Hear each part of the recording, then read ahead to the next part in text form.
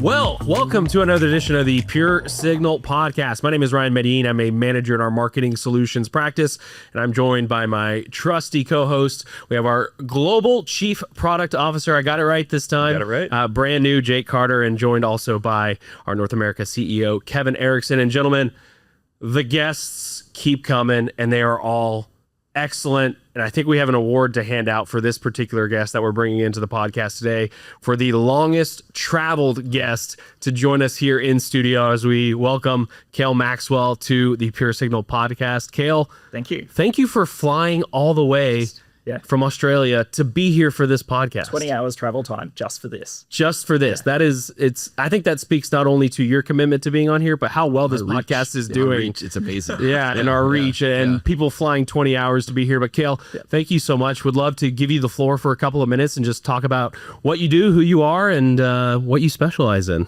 Yeah. So Cale Maxwell, I am lucky enough to be the CEO of Credera's operations in Oceania, so across Australia and New Zealand.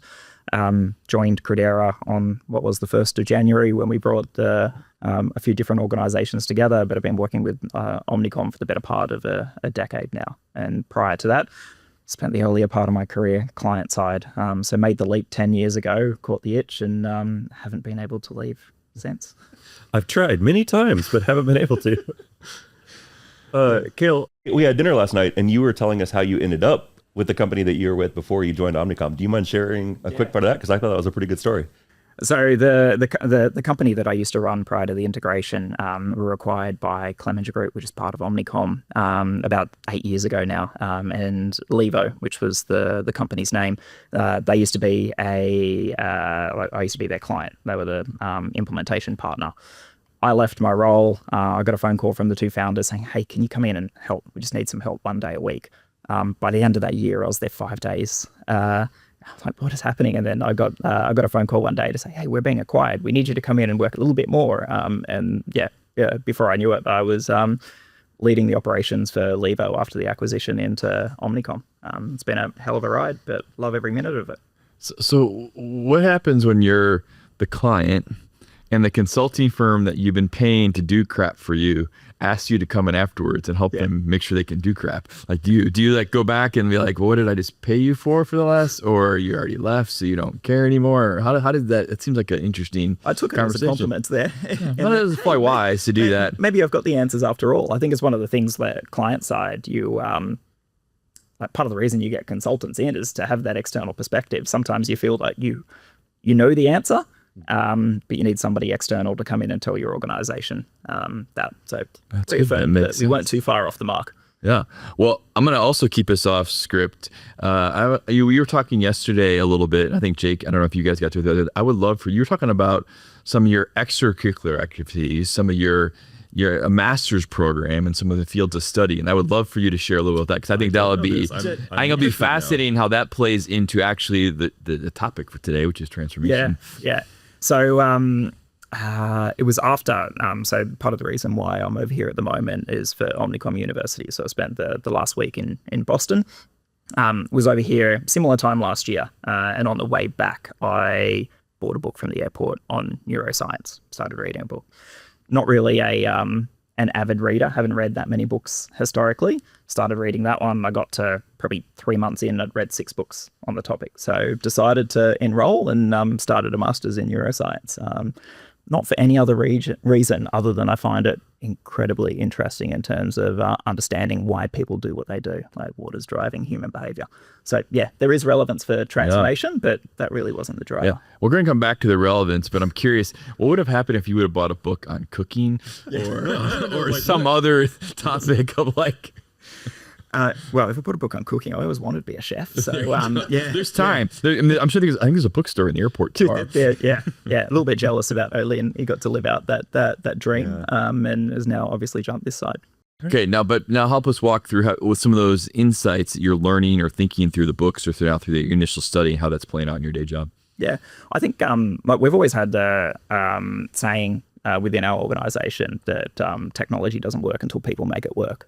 And I think that's one of the, we see this every single day in the work that we do at the moment. Like, technology only gets you so far. You've actually got to drive real change, changing human behavior, changing the way the organization works. I do think it's something that a lot of organizations overinvest in technology as the solution to the problem, and then underinvest in actually changing that human behavior, or educating and building capability within the organization. Like, tech is a pretty blunt force instrument, and it is us humans that are still the ones that are really extracting and creating value from it. I find that super interesting, just because I feel like we talk about it plenty, but some people that are listening, like, wow, they're always talking about the human element, really fighting for the human side of things in this AI world. So to have somebody here that's saying, like, no, like, and that has read a neuroscience book and got their master's in not yet, close to getting their master's in neuroscience. Yes. Wait, can we talk to him until he finishes the program? Right? Yeah, exactly. And get a recap after it's done and see what learnings he's taking. But to have somebody here who's going through this and saying, like, transformation, the next thing that comes after the word transformation is people. I mean, there's the tech and then there's the people. Yep. Believe it or not, we're still relevant. Hey? Who would have thought? I'd like to see AI take over this podcast. It could happen. Yeah, for sure. You know, it's always interesting when we have somebody that's in a different business climate than we are here in the States joining the podcast, because I'd love to just hear, maybe just at the top, kind of what are some of the different things that maybe people don't think about between, like, business here in the States versus where you are in Australia, New Zealand, so on and so forth. Well, I think we're a significantly smaller market, and I think with that comes a degree of pragmatism in terms of how we approach technology projects, transformation in general. So I do think that we are a little bit more cautious than what we see in other regions across the globe. I do think we hold and wait and look at what the US is doing, what the EU is doing, what the UK is doing, and then we'll try to bring some of that down locally within our region. Like, given that we're smaller in size, budgets are smaller, so we are a lot more efficient in how we invest in technology too. I think the risk, though, given, like, the day and age that we're living in at the moment, the pace of change, is that conservatism holds us back and we start to fall behind. So, that's probably the back of my mind at the moment.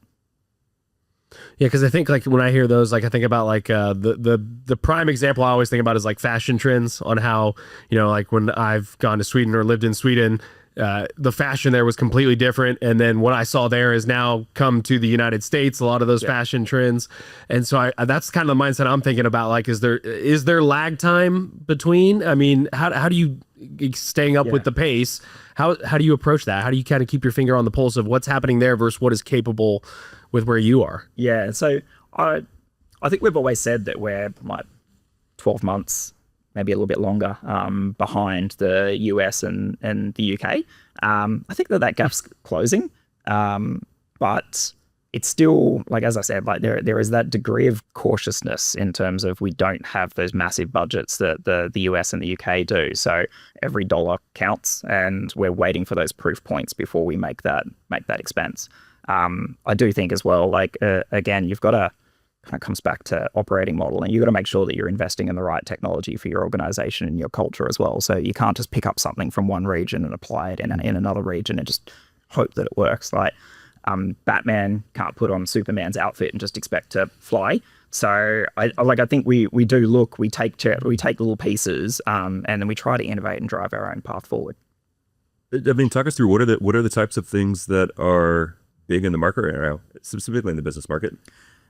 Operating model design is, like, if we're looking at 2026, it is something that I've heard more this year than what I probably have in the 3 years prior. Driven by AI, or very much driven by AI. I think it's got everybody thinking about sort of what this means for their organization, their operations, their people, their workflow, which is refreshing. Like, to the earlier point, like, technology doesn't work until people make it work. And I think that for too long, organizations have invested in technology as that silver bullet and go, this is our strategy, when it's not. Like, you can't replicate somebody else's strategy or somebody else's technology and just hope that it works within your organization. And I think taking a op model first approach and letting that drive technology outcomes, I think, is a far more mature way of doing it. I think it's really refreshing to see that at the moment.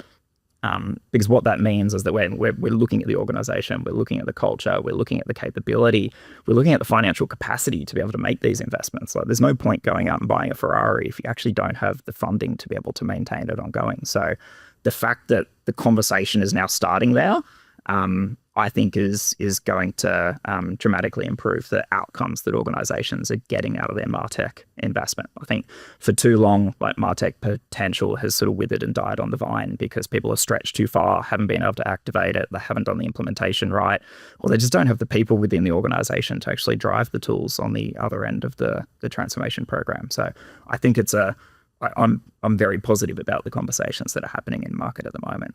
Well, we're definitely seeing variations of the same conversation over here. So that in itself is encouraging. Yeah.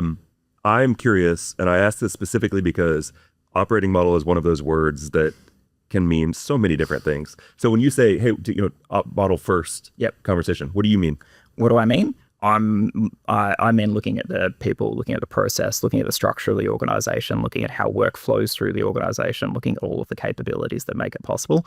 I think historically as well, like if you think of a traditional op model design, you might have people at the top and a kind of little box at the bottom, and like, that's your technology platform or that's your technology capability. I think what we are seeing now is that box is getting bigger and bigger with agents and AI. And you can't separate technology from operating model design. Whereas historically, one might happen in isolation, whereas the two are so intrinsically linked today. And I think like that's what's exciting about what we do. I think that's what's exciting about being at the intersection of marketing and technology today, is that there is so much opportunity out there. Just got to be ready to grab it. Could not agree more. I think that's really well said. Arguably the people component is always the most challenging, right? Like, I think you just kind of referenced there, the tech, it speaks for itself. It's got the capabilities built into it. It can run, but the people have to be kind of on board with it and trained on it and willing to accept the change component of that. What is, in some of your experience, how has that been handled, and how do you feel like is an effective way to handle that? Are you implying that humans are resistant to change? No, I would never, never. And I've never come across that. I think it is leaning in and actually spending the time. And I think this is, I kind of touched on this earlier. It's like making sure you're actually allocating a proportion of the investment to managing that change and transition. Like, it's time consuming and it's hard. It makes the ones and zeros of a technology project look really, really easy because there's very little kind of, by way of barriers in your way. Whereas trying to navigate human change, you've got to win the hearts and minds. You've got to get people excited about the change. And then you've got to make sure that you're following through and building the capability, like investing in education, investing in knowledge, making sure that people have the confidence to be able to actually leverage what you're creating for them. A lot of the time, it does come down to building that confidence. If you can give people confidence, then they're more willing to experiment and explore and go and continue to learn. When people aren't confident, that's where they get scared, and that's where the barrier comes up, and that's where adoption starts to sort of fall away. Particularly important in this moment, given the nature of the technology at play. Correct, absolutely. But I think the other challenge at the moment, with where we are right now, is that a lot of people have a bit of an identity crisis. You've got this technology that's coming in, and I think the way that a lot of people have perceived value has been in the output of their work. You've now got this technology that comes in and in some cases it does a far better job of producing the output than what you can.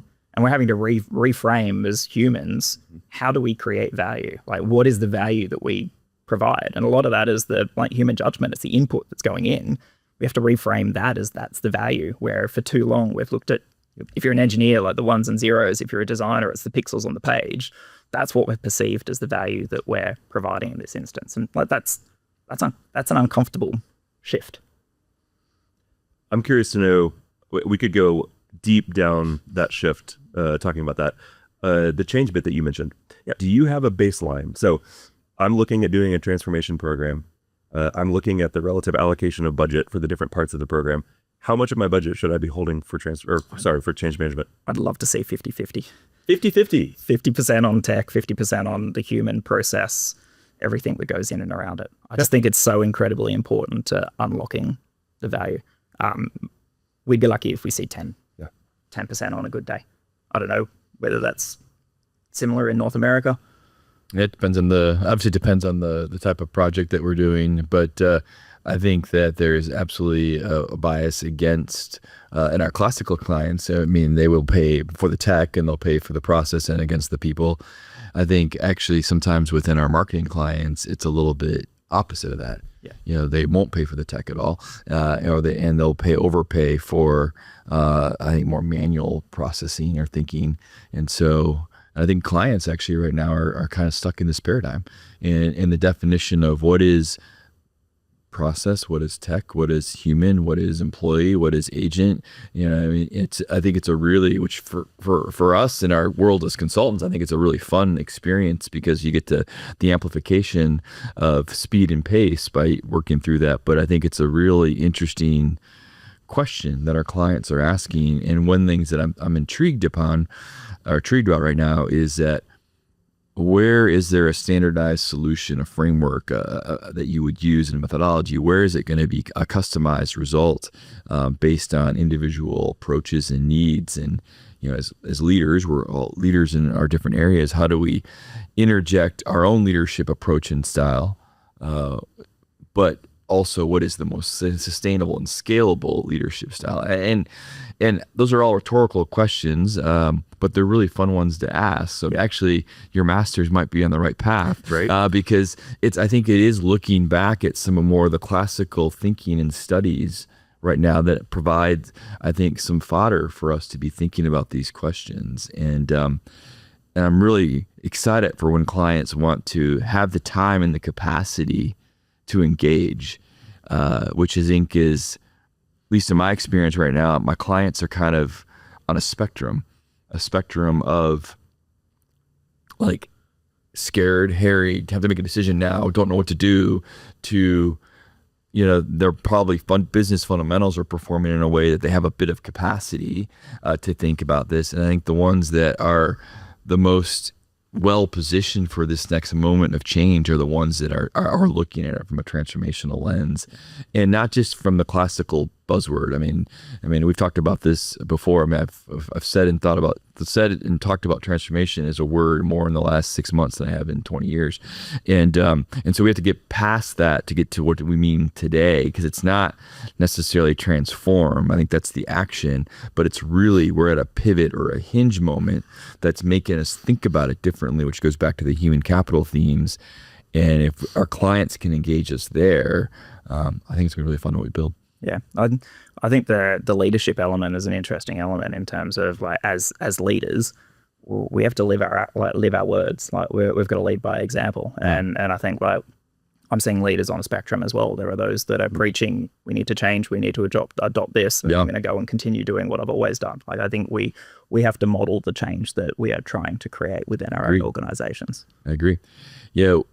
I'm going to take a little bit of I don't think a complete diversion, but it's something you've said, I've heard you say the last few days as we've spent more time together than previously, is around this caution that you're sensing, whether it be from Oceania, whether it be from your clients, which is frankly a bit of a different than the stereotype I would have thought when I think about that region and the part of the world, partly just because of the original orientation of at least the classical version of what it means to live in Australia or in that part of the region, but also because you are a little bit more isolated. I would have actually thought instead of caution, it would have created a little bit more boldness, because you're able to actually do things without people necessarily either watching over you, or you're able to do things just because you have to. I mean, kind of innovation. So again, you're making me rethink my stereotypes a bit on a podcast. But I am curious on where is that for you as leading your business. Obviously, you're coming things together. You're bringing elements.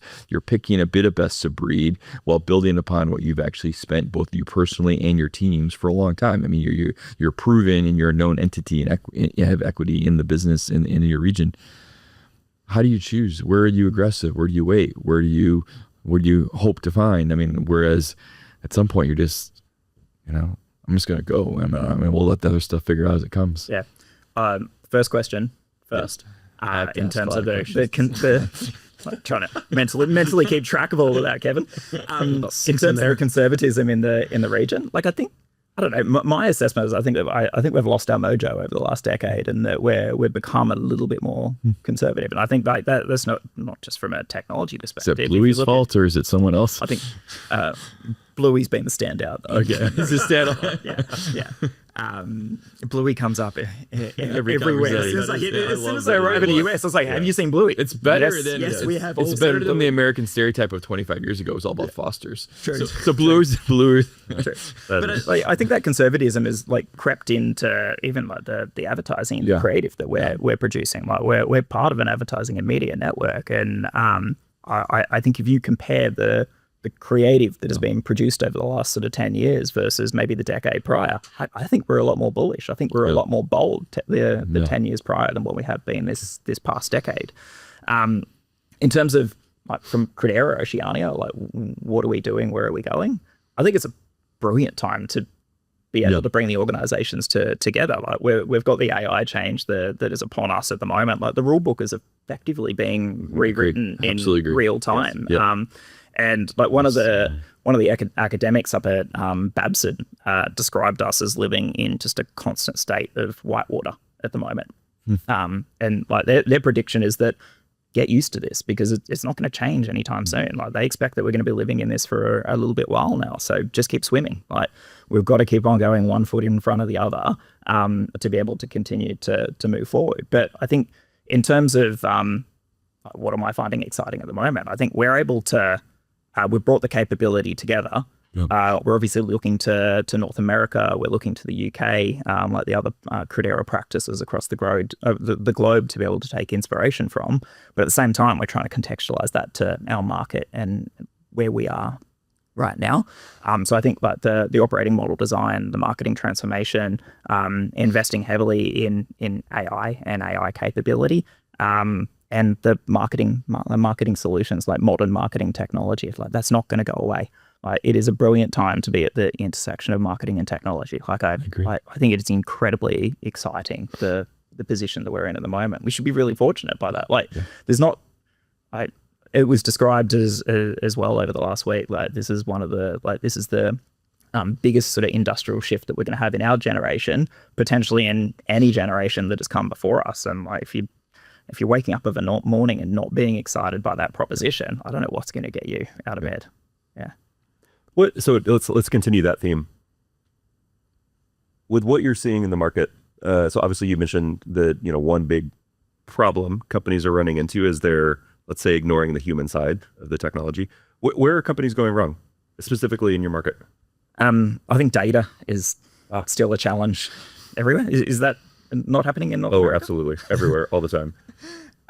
Like data still exists in silos. Like I don't think anybody has a data problem in that they don't have data. It is that it is still living in silos. It's not connected, and it's not able to be acted upon. Like people can have data to look at, but can a marketer actually act on that data in real time? In most cases, the answer is still no. So I think we're data rich. We're intelligence poor would be my general assessment.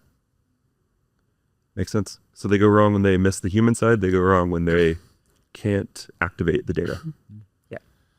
Yeah, we definitely see that pretty much in every scenario I've personally been in over the last couple of years. I think one of the things I find interesting, especially with where we are now, because you talked about budgets, right? Like with where you are dealing with smaller budgets and things like that. Well, when we talk transformation, the first thing that comes into my head, and I'm sure anybody that we've talked to about transformation, whether it be a client or somebody that we're working with, is that sounds expensive, right? Like when you think transformation, that means like as a whole, right?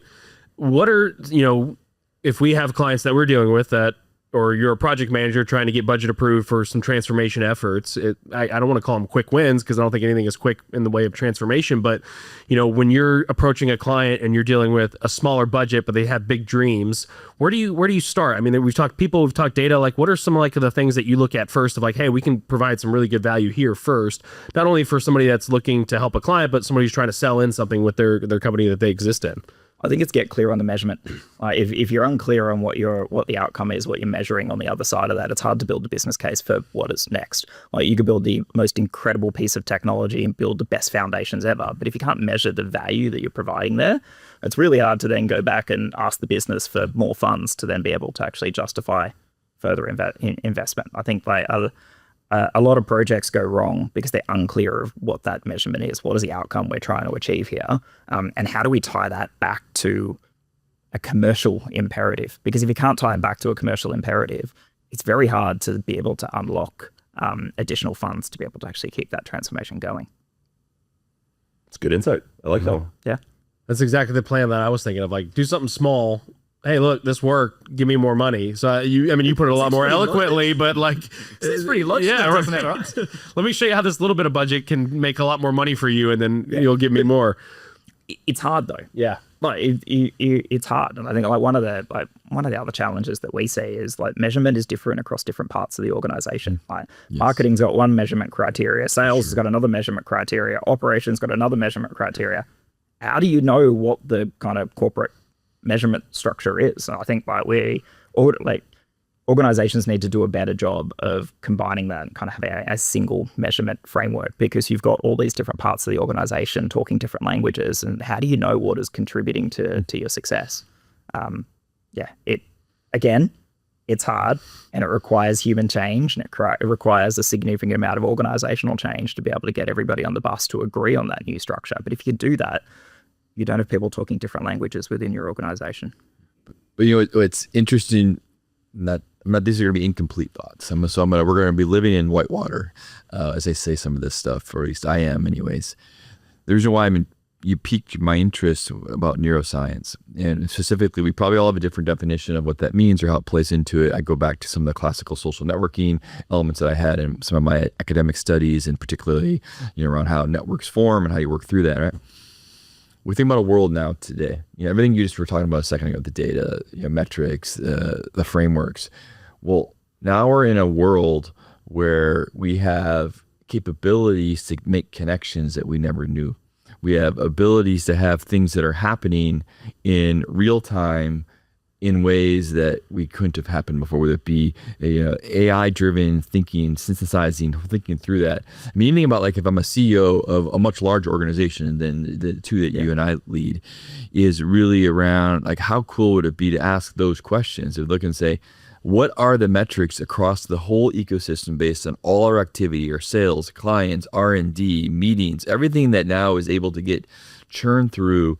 And I think that what gets me excited is that the premise being we have to decide what the metrics, we have to have this kind of language. And I'm wondering, just like when data, structured versus unstructured, I wonder if the management of an organization and the connectivity is going to happen in much more unstructured, which is like why I really like the idea of the whitewater. Yeah. Because you're always going to have it churning. It's going to be you're not going to know what the obstacles are going to be in front of you. You don't know when you're getting a chute that's going to accelerate you down the path. You don't know if that chute's going to lead to a waterfall or safety. You don't know all those different components, which then goes into another theme that I wrestled with a lot. I think if you look at, and this is now I'm going into anthropology, so I apologize, but as you think about like human history, and we've spent the majority, that 99.9% of human history is spent in the whitewater. How do I survive? How do I work through this? How do I eat? How do I do that? How do I evolve? All those different questions.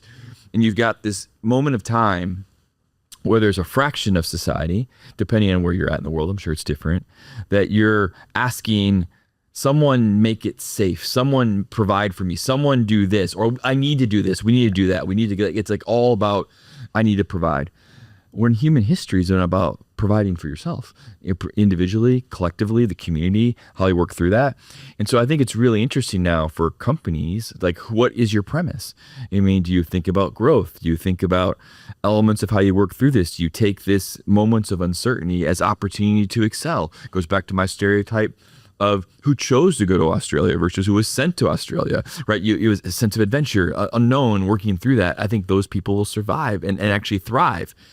if you don't have a different mindset, if you're more fear-based or you're uncertain or you're cautious, I think in anything, fortune favors the bold. And I think that we're in a moment like now where as executives of companies, you're asking decisions on a daily basis that's asking that question of how do you favor the bold, versus, maybe you were making a strategic plan. And I think so where I'm optimistic is that particularly when it comes around the competing priorities, because I am absolutely biased and I'm talking about my daily experience right now where, whoever's got the biggest bully pulpit wins in the context of that metric and that desire becomes what's important, even if the actual overall organizational cost in terms of hard dollars trade-offs is actually could be very easily mitigated or explained. So I think that I share as a leader, or just even in time, I share the excitement for the moment for where we're at society, where our companies are at, whereas we're individuals. And I think what's going to be intriguing to me is which companies flow, I think, and flow towards that. I think it's going to be a fascinating 6 months in North America and really for the globe. But as the leading companies that are ushering change are all going to go public, and what is that going to look like? What will that mean? I mean, I don't remember where I saw it. There's a fodder that was flown through yesterday. They're trying to actually articulate what it means to have, net worth, what he would do on a given hour of that. It means it's just fascinating. And just for us as, much, small bit players in this ecosystem of, how do we drive change, excitement, find yourself around people, companies, clients that want to go after this. And I think what's going to end up happening is that the haves and the have-nots are going to be measured not by who wins and loses, but who's willing to play the game and who's not. And I'm excited about that. I think it's a wonderful time in the world if you're a run to the fire type personality. You sort of touched on that. I think part of our job is to try to inspire our clients and build the confidence to give them hope that they can do that too within their own organizations. I think pick up another thread that you're talking about there in terms of we've been in an incredibly safe and stable kind of number of decades as humans at the moment. I think a lot of us at the moment, we're going into a period of unknown, and that's incredibly uncomfortable for people. Yeah. So I think that's another thing to think about when you're navigating change within your own organization, is that there is so much change going on in the world at the moment. So even before your employees step through the door in your organization, their amygdala is already in overdrive. They're in fight or flight, and just be everything else that is going on around them right now. And then you're putting more change on top of the change that they're experiencing in everyday life. So I think it's something as leaders that we need to be conscious of, because change fatigue is a real thing. It's not to say that we shouldn't be changing within our organizations, because you need to, if you think you're moving fast enough, you're probably already going too slow and you're going to have to go a little bit faster. So we've just got to work out a way to be able to actually manage that and make everybody as comfortable as they possibly can be through that process, because our success relies on bringing them with us. There's no silver bullet for it. It's hard, it's complicated, it's messy. It's a great observation. I mean, if I rewind the clock, I feel like, in the COVID era, we were all hyper aware of the change dynamic and the fact that people were kind of in fight or flight mode. But to your whitewater comment, weirdly, I feel like maybe we've become comfortable with that. Yeah. And so we've lost, I'm probably speaking for myself here, lost a bit of the picture that, hey, people are still wrestling with a lot of that. It's just maybe not quite as acute, depending on what part of the world you're in. So. Yeah. Well, I think it was all we were talking about back then. Right. Whereas there is so much of it at the moment. There's not one single change that is probably hogging the airwaves right now. But there's a cumulative. Yes. Yeah. Yeah, that's where we talked about this particular theme. These guys are probably bored of me talking about it, but I go back to, at least from an AI driven technical perspective, I just feel like we're in the late 60s and 70s and 80s, kind of that initial microcomputer, how that worked through that. And if you actually think there's actually similar, probably social unrest, different reasons potentially, some the same, unfortunately, but that are in the society, but you think about the change of how you work, what you do, radically different. And if you probably go back, and again, I'm not trained in this by any means, but if you go back further, you're looking at industrial revolution type stuff. You can see these moments in time that probably ever happen every couple generations, to where you have these fundamentally different shift. And so I think it's going to be interesting. I'm struck with, I love the notion of we have to lead and help people carry through that. And I believe that we do need leaders.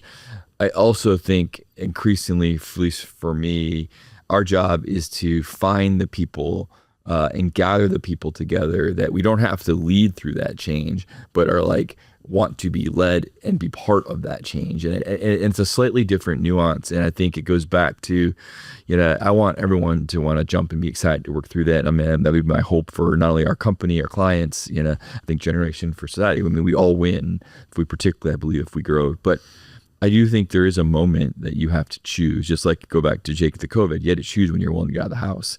You have to choose when you're willing to go and re-engage. I think we're at that moment too. And I'm continue to be struck by something that came out, the last couple of weeks around, the investments that Accenture made and failed within their AI, and how do I, just thinking about that, how that plays into our business, because there is a cost of doing it, not working, retrenching, and rebuilding. I think we're just scratching the surface of the actual organizational cost of tokens, what that plays look like with that. I think it's gonna be a fascinating role for consultants to play over the next couple of years. How do you help guide clients through that? How do we think about that? Just as, it's a whole new language of like literally talking about human output and capability measured not only in what you get done, but the actual true costs, not the labor hour, but the true costs of what it took to do that. So maybe left with more questions today than answers, but really exciting things to ponder, exciting things to work through and lead. And also, I think it's going to take, you might need to read a few more books. I think I might need to read a few more books. I think we're going to have to continue to learn and study, or maybe have someone who's reading for us and telling us what we're supposed to know. Well, I do want to know, I've been wanting to ask this. I mean, let's pair the two things together. Your day job is you're helping clients with transformation, specifically in the marketing domain. Your, night job, depending on when you're doing your program, is you're learning about neuroscience. What are the things that you're learning in neuroscience that apply either to the human change or the marketing transformation? Yeah, I think it comes back to that behavioral piece that we we're just talking about, in terms of actually understanding kind of how what is going on in your head actually affects like the physiology and like how your team are turning up every single day. So I think what it has done, as I said, I went into this just out of pure interest, and I did not expect anything to apply to my day to day. What I have uncovered very quickly is that there is a lot that I can apply to day in terms of how people react in certain circumstances. How do we actually drive change human behavior? Like, what are the conditions that make that successful versus what are the conditions that potentially impair that? I think the reality is that we're living in a world where the conditions impair that at the moment. I think that is that is a challenge for leaders. And as I said, there's no silver bullet for this.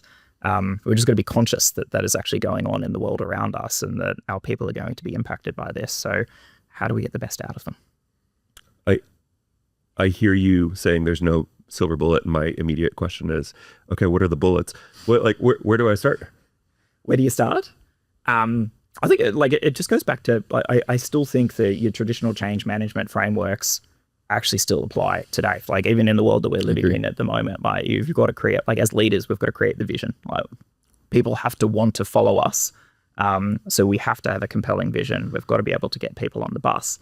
And then we have to over communicate. I think the root of many problems in most organizations is just a lack of communication. And if we over communicate, we actually share the narrative about where we're going, how's it going to change, how's it going to impact your day-to-day life, like what's going to be different on the other side of that, like the fear drops. I don't think we communicate enough. And when we think we're communicating, it's probably not landing. So we've got to think about like, what is the best way to actually land that message with the people, and different people respond differently to different types of communication. So we've got to diversify the breadth of that. Not everyone's going to respond to an email or a Teams message. So we might have to try harder. Yeah, doesn't help that we live in a world where it's, for most of the world, you can go out and get an answer to anything you want as fast as you want, except for a lot of times in their day-to-day life when they're seeking answers and they're seeking clarifications from business leaders. So that's a challenge for both, right? It's as an employee wanting answers, but then as a business leader saying, like, we're still working through this and communicating that, but giving enough, like you said, for them to be satisfied and kind of drop that. And like we're from the Credera integration in Australia at the moment, like it's hard as a leader. We've just brought 3 organizations together. We've spent the last 4 months doing it. The team are looking for more clarity around process. Like we've come from this stable world where we all knew how to do our jobs. We're all going through this as well at the same time. Yeah. Like, we're reinventing ourselves and reinventing the way that we deliver consulting, the way that we work with our clients. So our team are going through this each and every day as well. Yeah. 100%. One of the things I wanted to talk about, as it seems like from this podcast interview or discussion, we'll put it on interview. We even got to the interview questions. Yeah. Right? I know. I'm always curious when I talk to a leader. You are representing our brand in Australia. How do you expect to do that? And how are we going to measure and how we're going to...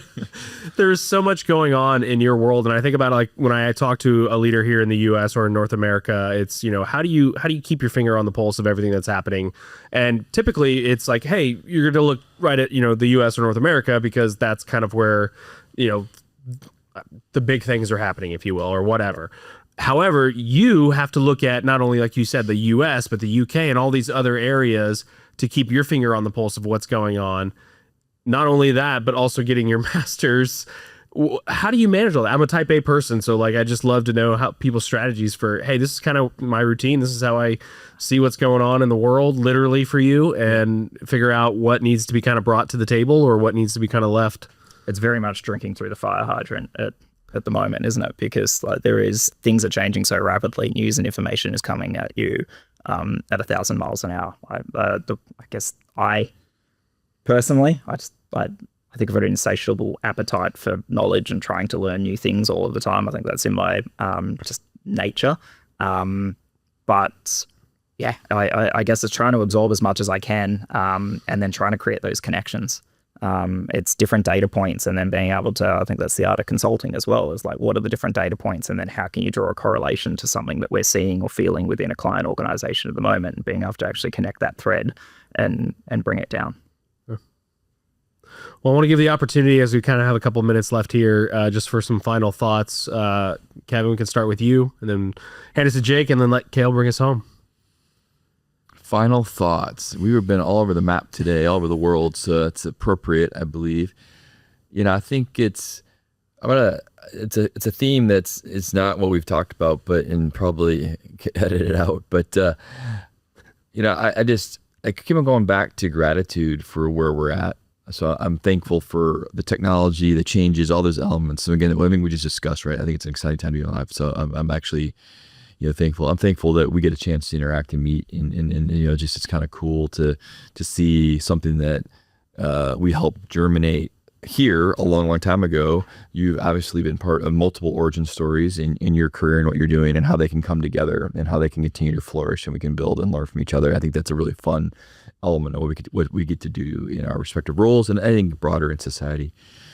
I think the idea that we're this continuation and this continuous learning and how do we get through that and how do we work through that, how do we have time to do that?